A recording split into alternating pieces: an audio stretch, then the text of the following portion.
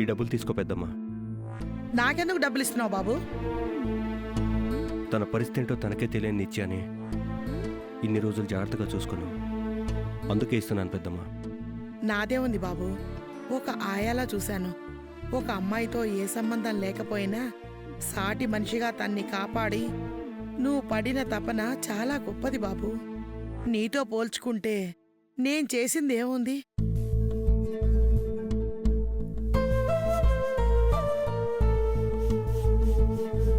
అలా అనొద్దు పెద్దమ్మా. నిత్య నేను చాలా ఇబ్బంది పెట్టింది. అయినా ఏమాత్రం చిరాకు పడకుండా చంటి పిల్లల్ని తల్లి చూసుకున్నట్టు ఒక అమ్మలాగా చూసుకున్నావు. నువ్వు చేసిన పని ఉద్యోగం అనుకోలేదు, ఒక బాధ్యతగా భావించావు. డబ్బిచ్చి నిన్ను చిన్నచూపు చూడాలన్న ఉద్దేశం కాదు. దయచేసి తప్పుగా అనుకోకుండా ఈ డబ్బులు తీసుకో పెద్దమ్మా.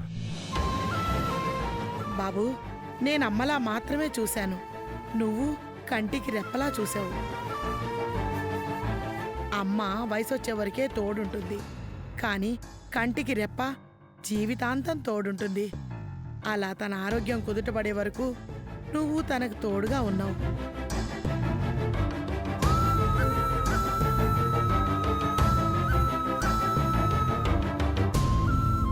నిత్యకు మతిస్థిమితం కోల్పోకముందు నీ పట్ల చాలా దురుసుగా ప్రవర్తించిందని విన్నాను. అయినా అవేవి మనసులో పెట్టుకోకుండా తాను మామూలు మనిషి అయ్యే వరకు నువ్వు అహర్నిశలు కష్టపడ్డావు. దాన్నేమనాలి బాబు?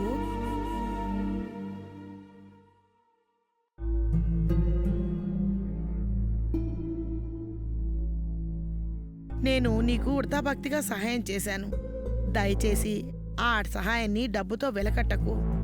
ఏ బంధం తోడలేని సమయంలో తనకు వెన్నంటూ ఉండి మసకబారుతున్న జీవితంలో సూర్యుడిలా వెలుగు నింపావు.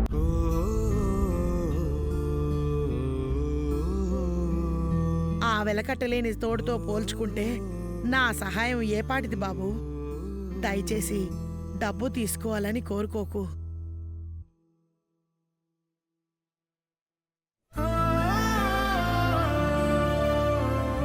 నిత్య, పెద్దమ్మా, నిత్య రా. నిత్య, అక్కడే ఆగిపోయివే.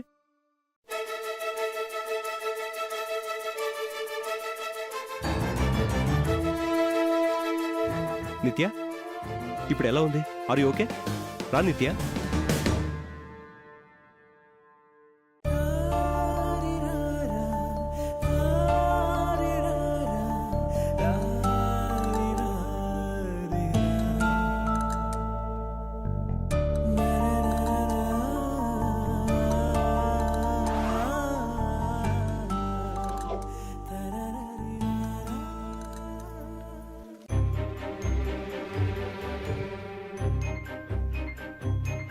రామ్, ప్రపంచం అంటే ఏంటో తెలియని పరిస్థితిలో నీ చెయ్యి నా భుజాన్ని తాకి ఈ ప్రపంచంలోకి తీసుకొచ్చింది. నువ్వు అందించిన ఆ స్నేహహస్తం ఎప్పటికీ అలాగే ఉండాలి.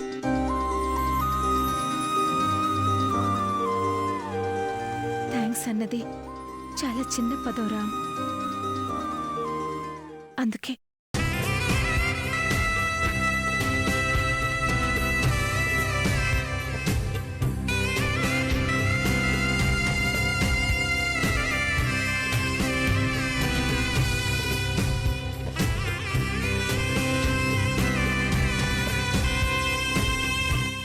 ఏంటి చేది? దయచేసి నన్ను గొప్పవాణి చేయొద్దు.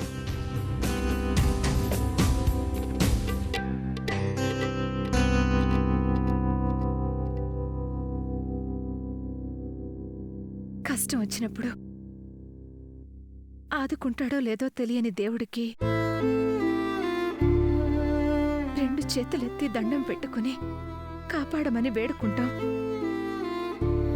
కానీ నీ పట్ల నేను చాలా దురుసుగా ప్రవర్తించానని మా అన్నయ్య చెప్పాడు.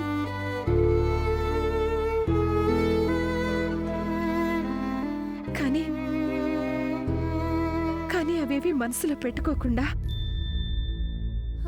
తిరిగి ఈ నా జీవితాన్ని నాకిచ్చిన నీకు ఇలా ఇలా రెండు చేతులెత్తి దండం పెట్టడం తప్ప ఇంకేం చేయగలను రామ్?